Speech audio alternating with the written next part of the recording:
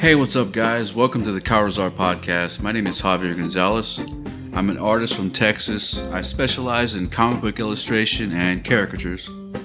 And in this episode, I'm going to do something a little bit different. I'm probably just going to kind of not do a whole lot of editing in this podcast. Normally, when I make a podcast, I have to do a lot of heavy editing, and today I'm just gonna kind of just free flow right now. So you have to excuse some of the pauses and stuff like that. But anyways, I just wanted to talk a little bit today about some movie news. We got Bill and Ted Face the Music coming out in August, and also Ghostbusters Afterlife. And lastly, I wanted to talk a little bit about Dune, which comes out in December. So I'll be right back after this word from our sponsor. All right, so like I said, I'm a caricature artist, and I also like to do comic book illustrations. And me and a friend of mine named Dale Falcon, we collaborated and worked on a graphic novel called The Atlas Force Alliance. And he's the writer.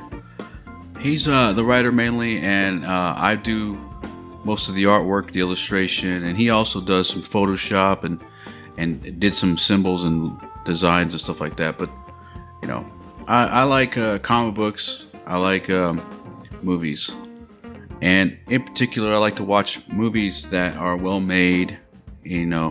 I've always been interested in the behind the scenes stuff of how to make films, filmmaking process, and all that stuff. So all that stuff's pretty fascinating. I would love to be able to make movies myself.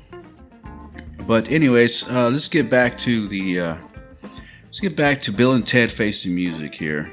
Obviously, if you grew up in the 80s or 90s, you know about Bill and Ted's Excellent Adventure. And even if you didn't grow up in that time, most likely you know who Bill and Ted are. So, Bill and Ted's Excellent Adventure, that came out in 1984, I believe.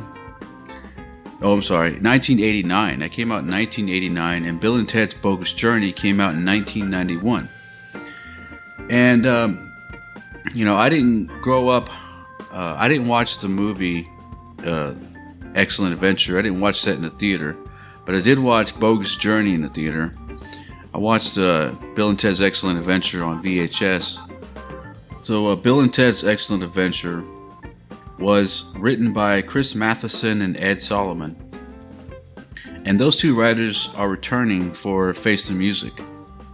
So far, there's no movie trailer.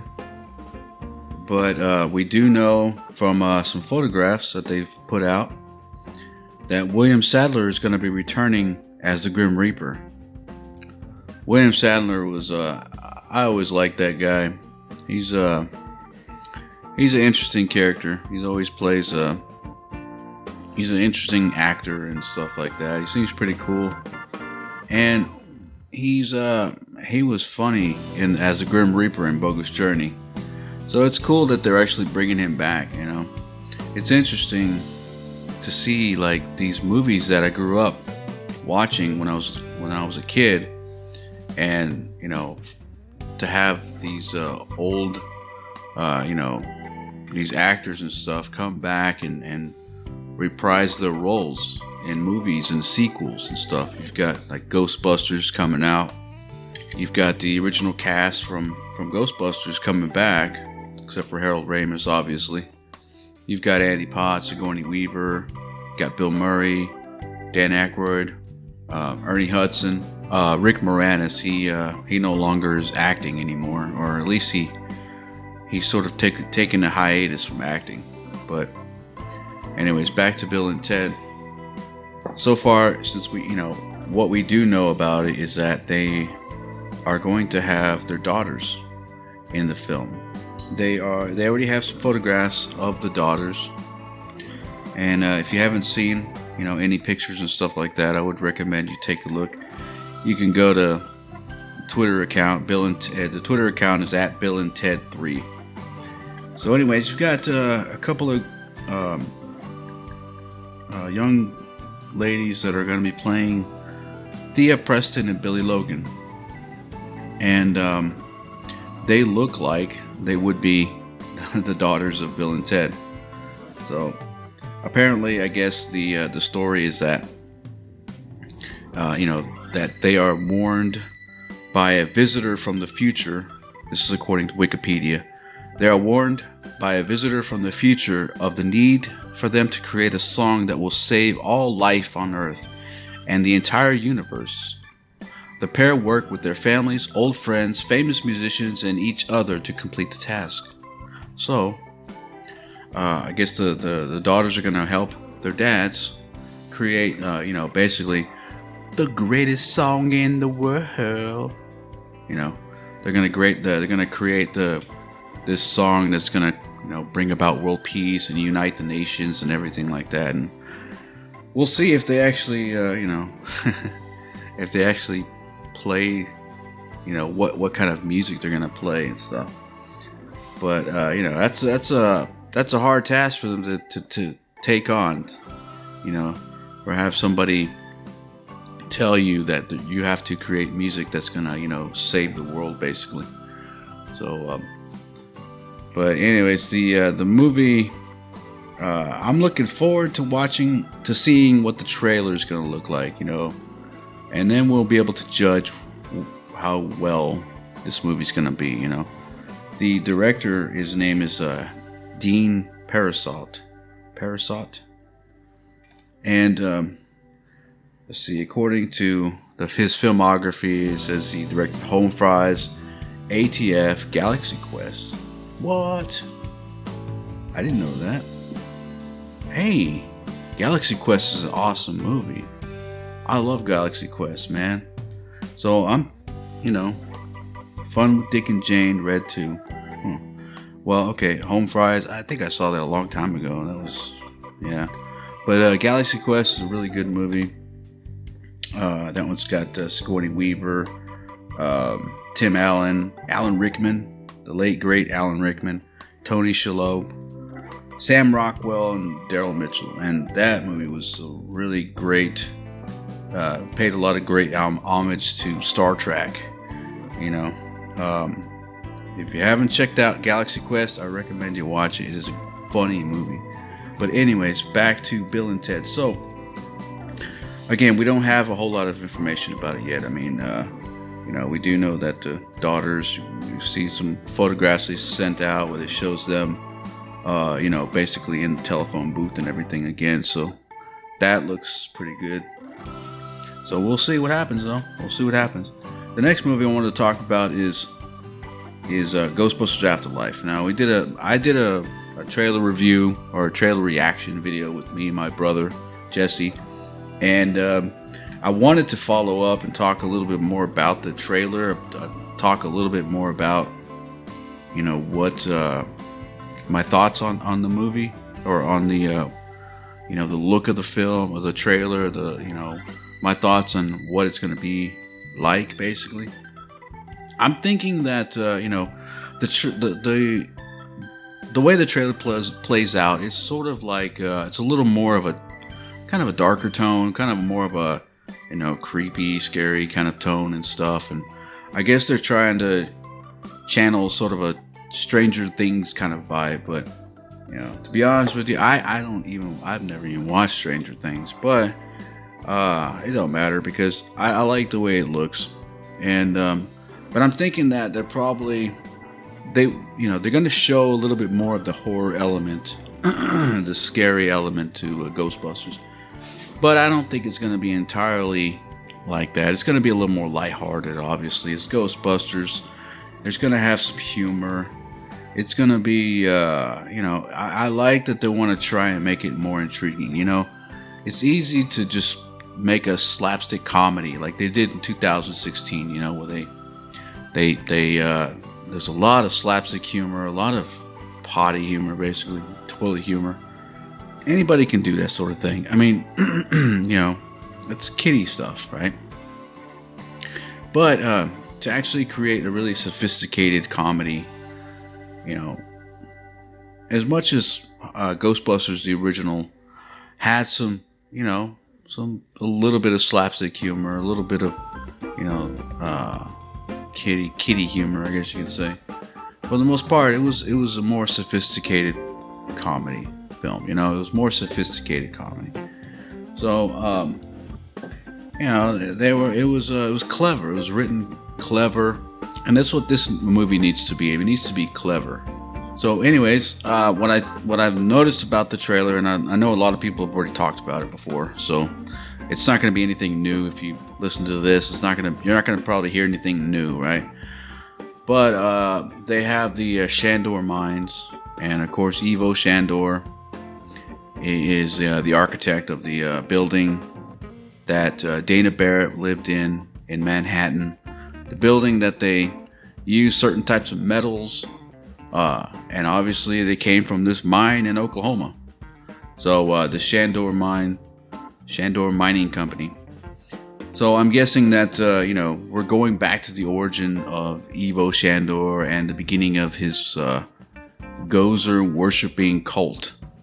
So obviously, in the first movie, Egon talks about this in the jail. He talks about how they were that Ivo Shandor was conducting these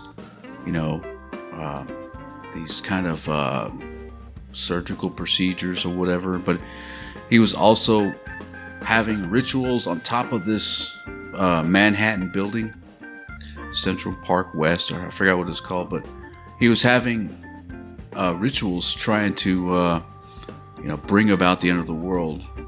And of course, he was a big time Gozer worshiper, So I'm guessing that because Shandor had this mining company in Oklahoma, and because he made it a point to use specific types of metals and minerals or whatever it was, construction, material.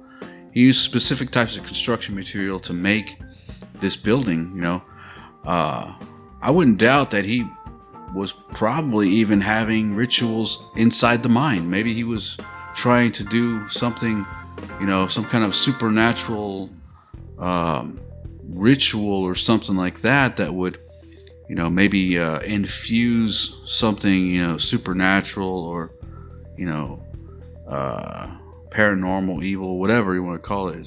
Infuse the metals with something, to give them some kind of a power or whatever. So if that's the case, maybe who knows what kind of doorways he had opened up inside this mine. There's also the argument that maybe the containment unit in New York, after they shut down and everything like that, obviously something had to happen with all the material. The containment unit is packed full of ghosts, so they can't just, you can't just go throw it in a recycle bin or something. You can't just go throw it to the junkyard and expect it to go away. I mean, it's a containment unit full of ghosts. They can't get rid of the ghosts. All they can do is contain it. So I guess maybe Egon might have went to Oklahoma and basically put this containment unit inside here, which is kind of weird. I mean, I guess it would make sense because if these mines are abandoned, maybe he figures that nobody would ever go into these mines. Maybe they were too dangerous to go into. So, there's no telling how they're going to explain it. But I don't even know how big the actual containment unit is. We don't really get to see it. All we see is from the outside and the opening part that was attached to the wall. But we don't actually get to see how big the containment unit is. I mean, it may not be that big, but either way, I think that maybe, perhaps, that Egon had the containment unit put inside the mines and somehow the ghosts get out, It's possible. But, there were a lot of references back to the original movie. You had Egon's collection of spores, molds, and funguses. You got, the book stacking and all that stuff. A lot of people have already been talking about this. A lot of people have already covered this stuff. a lot better than I would. But you know, so far I haven't really seen anything lately about it. I'm kind of waiting to see. I'm looking forward to seeing the next trailer. I want to see like a full-on trailer. This was just a teaser trailer, but that ghost that they show them chasing in the trailer, either that's doesn't look like Slimer really. I mean, it looks the shape and the color of Slimer, but there was no defined features. So that's either a creature that is going to somewhat be similar to Slimer, or there actually is Slimer, and they just haven't really fully realized it yet in the trailer. Maybe they are holding back. Maybe they want it to sort of look like, you know, something like a blob or blur, or maybe it is Slimer. Maybe Slimer, maybe after 30 years, maybe the ghosts sort of like, you know, maybe they degrade or something. Maybe they actually, you know, sort of, maybe they're whatever, their ectoplasmic form or whatever you want to call it. Maybe it starts to break down. Maybe that is Slimer, but just like a blurry, you know, version of him. Maybe he's like an old, you know, this is what Slimer has become or morphed into or something, whatever. There's that. You know, you're gonna have the Terror Dogs again, so you can't have the Terror Dogs without having Gozer, right? You can't have Zool. What does he say? There is no Zool without Gozer. There's no Gozer without Zool, right? So they gotta return. They gotta have Gozer again. We'll see also if they're gonna have a big Stay Puft Marshmallow type character like they always do. Hopefully, you know, if they do something like that, hopefully they kind of change it up a little bit, because to be honest with you, every single movie that they've come out with has, you know, basically been a rehash of the first movie. So, you know, we want to see something different. But I can understand if they decide to make it sort of like a soft reboot, or, you know, rehash basically the story of the first one. That's fine, as long as it acts as a segue into another, you know, as long as it segues into a sequel that will further the whole Ghostbusters mythos or mythology. That's all I want to see, you know. But that comes out in July 10th. July 10th is the release date. That's directed by Jason Reitman, the son of Ivan Reitman, and it's going to be awesome, hopefully. So, anyways, the last movie I wanted to talk about is Dune. Actually, I like Dune. I like the you know, I have the book, but I haven't finished reading it, to be honest with you. But it is fascinating, though, and the story is pretty awesome. Dune is written by Frank Herbert, and Frank Herbert directed. Frank Herbert published his book in 1965, and it is an epic, just beyond, you know, epic science fiction novel series. Actually, he created a whole series. He created five more. I think it was 5 more books after the first Dune. So, if you're not familiar with Dune, I would say you can go check out the David Lynch film, which came out in 1984. I think something came out in 1984. I know Ghostbusters came out in 1984. But let me double check that real quick. Yeah, 1984. 1984 was a good year, apparently. But Dune came out in 1984, and that movie was, you know, I don't know how faithful it was to the book, but it definitely has a really good look to it. Like the costume and the set designs and you know, the character designs and stuff like that are all pretty awesome, and they fit really well with the whole Dune story. So it's a lot better than the It's a lot better than the sci-fi miniseries Dune that they came out with. That one, I didn't like the set designs. I didn't really see that whole thing. I want to check it out though, to sort of get prepared and get ready for this Dune movie that's coming out in December. But anyways, on Dune.fandom.com, this is basically kind of a summary of the story. It says Dune is set far in the future, amidst a sprawling feudal intergalactic empire where planetary fiefdoms are controlled by noble houses that owe allegiance to the imperial House Carino.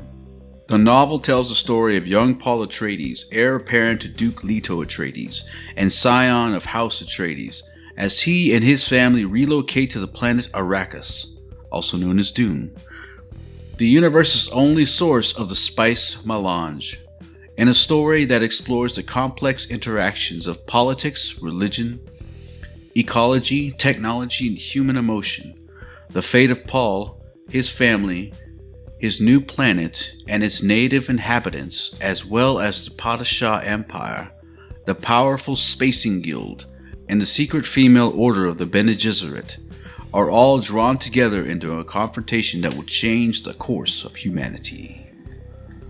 So yeah, you've got the warring houses between like the House Atreides and the House Harkonnen. You've got a lot of tripped out stuff in there. You know, it's a great story, and I definitely need to finish reading the novel. But this movie is gonna be directed by the director's name is Denis Villeneuve, if I'm saying that correctly. And he directed Blade Runner 2049. So we'll see. I mean, that Blade Runner 2049 visually looked amazing. I loved the way it looked. It really felt, in line with the original Blade Runner film.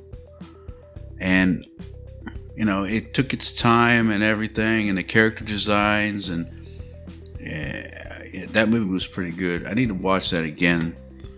But, so we'll see if I'm pretty sure that it's gonna look great. Dude, he's gonna be directed by this director, and it's gonna look really good and everything. And I would love to see the design and the costumes, set design and everything like that in the style of the Argentinian artist Juan Giménez.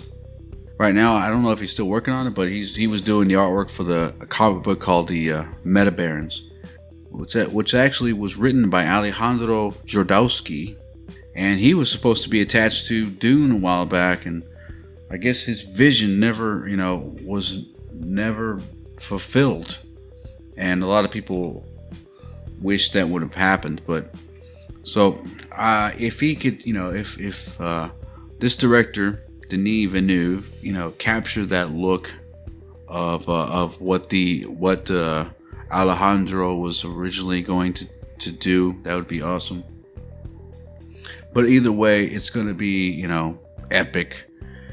And we'll see if this director really is the Kwisatz Haderach, because if he can pull this off, if he can make, this a good movie, and apparently they're going to make it into 2 parts, from what I hear. So if they can actually pull this off and everything, and do a good job, and don't screw it up or anything, the potential, the story is huge. The story is humongous. It's bigger than Star Wars. They could make this, really just an incredible, epic franchise. It'll be like the greatest science fiction franchise ever, if they pull it off. If they get the right people for the job. From what I know of so far, okay, this is what we have so far about this Dune 2020 film here. I can't, okay, I'm going to try and pronounce this. Timothée Chalamet as Paul Atreides. Timothée Chalamet. Now, he looks kind of young. How old is that boy? 24 years old. Okay. That's fine. Whatever. Alright. Rebecca Ferguson as Lady Jessica. Paul's Bene Gesserit mother and concubine to Duke Leto. Oscar Isaac is going to play Leto. Okay. Oscar Isaac's going to play Duke Leto. Atreides. Josh Brolin will play Gurney Halleck. Stellan Skarsgård as Baron Vladimir Harkonnen. Stellan Skarsgård. Wow, I like that dude. That's a good. That would be a good pick actually for Harkonnen, for Baron. Let's see what we got here. David Bautista as Glossu Raban, a British nephew of Baron. Oh, the nephew. Okay. All right. Well, there's a lot of people that are already attached to it, and it looks Jason Momoa is playing Duncan Idaho, sword master of House Atreides. Javier Bardem. Wow, there's gonna be a lot of name actors in this film. Wow. Stilgar, leader of the Fremen tribe. Okay, let's see. Wow, man. So yeah, this is gonna be interesting.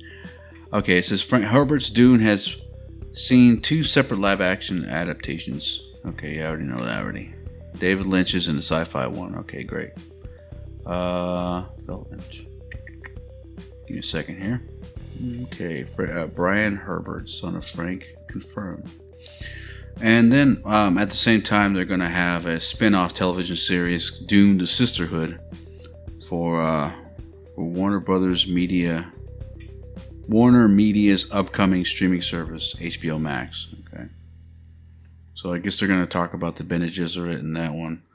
So we haven't had a trailer yet. So as soon as we see a trailer, I'm definitely going to do a reaction video or something to that, because I want to see how well they portray this story. So, all right. Well, there's a lot of other movies that are coming out this year, but I'll probably talk about more movies later on and stuff like that. But I just wanted to put out a little podcast right now, and right now I'm just trying to work on some artwork, trying to get some things finished up. Pushing forward to finishing doing the artwork for Atlas Force Alliance Book 2. Also working on finishing up another book called Goat List with my friend Dale Falcon. And, if you want to check out the Atlas Force Alliance Facebook page, it's facebook.com/Atlas Force. If you want to check out the Kairozart Studio Facebook page, was just a page that I put my artwork on and put my stuff, So kind of separate from everything, but that is at facebook.com/Kairozart Studio. Also, follow me on Twitter at Kairozart Studio. I also have a YouTube channel, which I'm going to put more videos on there. In fact, I've been thinking about what kind of videos I want to put up there. I like movie stuff, but I also have a lot of different interests. It's not just, I don't want to just make a movie channel, which is cool but there's a million of those and stuff, and you really have to stand out in order to really kind of get heard or be heard. But really, I just want to make these videos just for my own entertainment too. But I have a lot of different interests. I like to do artwork and stuff, so I can always make videos. I like filmmaking. I've never made a film, but I would love to make films, short films or something like that, put them on YouTube or whatever. But, I like art. I like, I'm a Christian. I'm interested in the faith and learning and learning about the Bible and about church history and stuff like that. And I like to talk about, spiritual things also. So, mainly my interests are movies, art, anything that has to do with art, like music, movies, comic books, novels, writing, whatever. anything that has to do with art, fine painting. Just a side note. I went to Arlington, and there's a art gallery there called the Upstairs Gallery.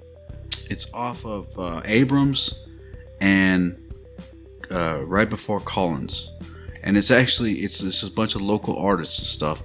It's a house that they've converted into an art gallery, and they have a lot of artwork and stuff, and mostly it's like landscaping and landscapes and stuff like that, still lifes and stuff. But it's interesting. I like that whole a local art community type of thing. We need more stuff like that in this area. Dallas, I know they have a lot of they have the art districts and stuff. They have Deep Ellum and everything like that, but Grand Prairie, Arlington, Irving, they need to ramp up their art culture, their art, presence, basically, So, I wish they had more art galleries around here, but I like seeing that because that was cool. It's called the Upstairs Gallery. It's in Arlington, Texas. But anyways, that's a side note. Anyways, so I really appreciate you listening to this podcast if you made it this far. And like I said, just check out the Facebook pages, Atlas Force Alliance Facebook page. And I'm going to continue to make more videos and put those up as soon as I can. If you do happen to see any of my videos, I'll put the descriptions or the links in the description. But if you do happen to see any of my videos, would you mind clicking like and subscribing, to the videos and stuff like that? And it gives me encouragement to keep making stuff, to keep creating more content. But so I'm working on a few things. But anyways, I hope y'all have a great day, and stay positive, be creative, and boldly go where no man has gone before. Y'all have a great day. Peace out.